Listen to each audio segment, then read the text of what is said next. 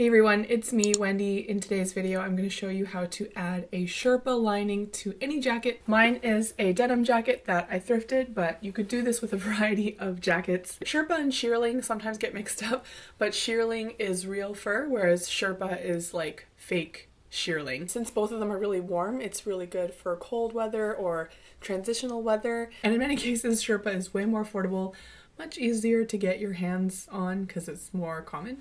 So if you're able to find some Sherpa, give this a try. I will be back at the end to show you how it all looks. Don't forget to subscribe if you want to see more sewing tutorials, and I'll see you later. I thrifted my jacket and tried to get an oversized fit. It does give a bit more flexibility for layering, and I tend to like the baggier look for Sherpa jackets. My Sherpa fabric came like this with a black backing, but I wanted the fabric to be as flexible as possible, so I figured out that I can tear off the black layer. I'll do that though after we cut out all of the pieces we need.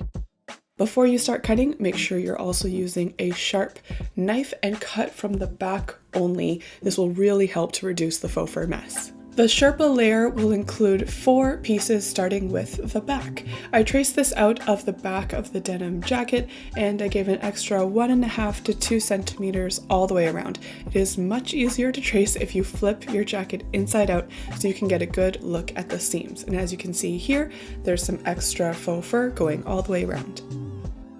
The next 2 pieces were the front left and right.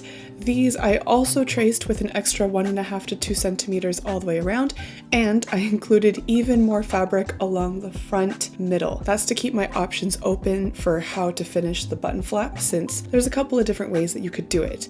You should also note that the armholes are not necessarily the same curve from the front to the back, so make sure you trace each piece. The last piece to cut out is the collar.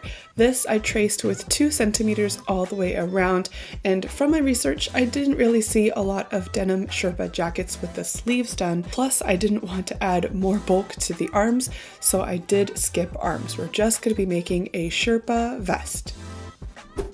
Obviously, you might not have this step, but here is where I tore off all the backings for the faux fur. This actually did make sewing kind of difficult because it exposed a slightly tacky surface. So if you find your faux fur is like this, try to juggle whether you really want to take off the backing. I think I broke into sweat quite a few times wrestling this through my sewing machine. Hopefully that counts for cardio or something, but it made things a little bit trickier. First, we can go ahead and sew the back to the 2 fronts, right sides facing one another at the shoulders, and I used a straight stitch. Next up, I clipped the collar to the neck hole and sewed it right sides together, but I left about 5 centimeters at the 2 ends, and that was to help me mold it around the jacket collar later on.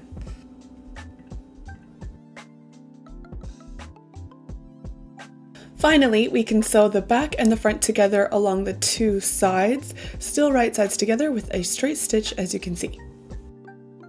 Here's where I clipped the Sherpa collar to the denim jacket collar, right sides together, just along that top edge. We're going to put down a straight stitch.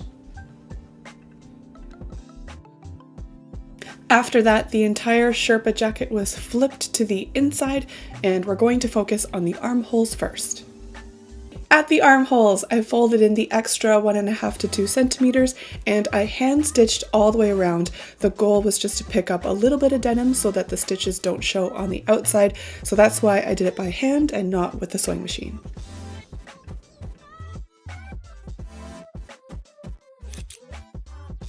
As a side note, when I did all of this, I had forgotten that my jacket was a drop shoulder, so after I put it on, I did find I had too much shoulder bulk. I don't know if it's easy to tell here on camera, but it was really apparent in person. So I cut back some of the fabric at the shoulder so that the Sherpa aligned with my real shoulder and not the jacket shoulder. This is comparing them when I had only fixed one shoulder. Hopefully you can tell the difference with the update. I could only attach the Sherpa along the top, but I kept the lower half armpit stitching. So here you can see how I sewed the raw edge out of the way, and we'll live with these little gaps that are between the sides and the top where I was able to attach it. Moving on to the front opening, I folded and clipped away the excess fabric, and I decided to aim to have the faux fur end just before we get to the jacket buttons.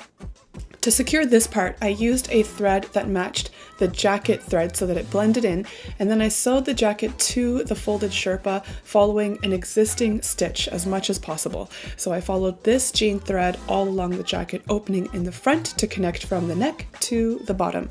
You can keep checking along the way by lifting the fabric that your stitch is catching everything, and do what you can to have the jacket and the sherpa lie flat while sewing so that you're not bunching excess fabric or pulling away too much fabric at any point.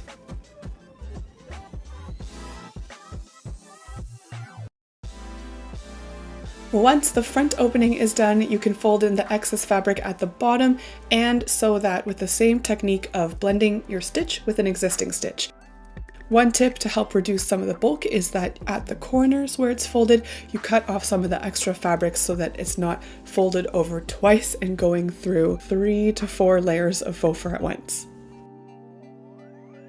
The very last step is the collar! Woo woo!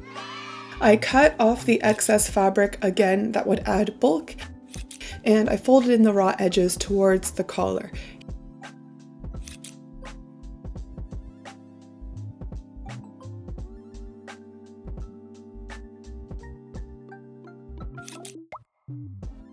Here again, I used hand stitching to secure the sherpa to the collar since I didn't want the stitches to show up on the other side, and I was reminded how truly forgiving faux fur can be, so don't let faux fur scare you.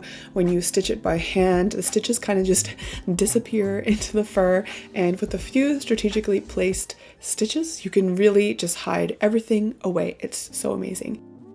This is my updated denim sherpa jacket, all done.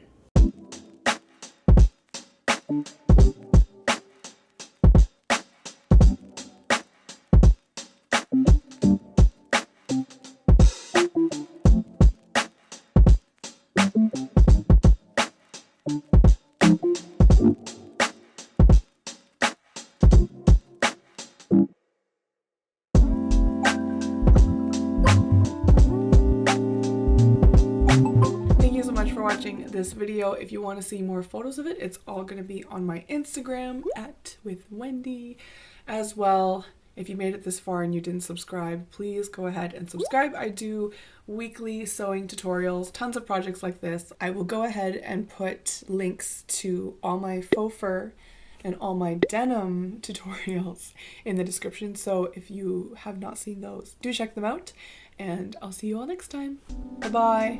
This video is made possible by my amazing Patreon supporters. If you want to support me too, go to patreon.com/withwendy.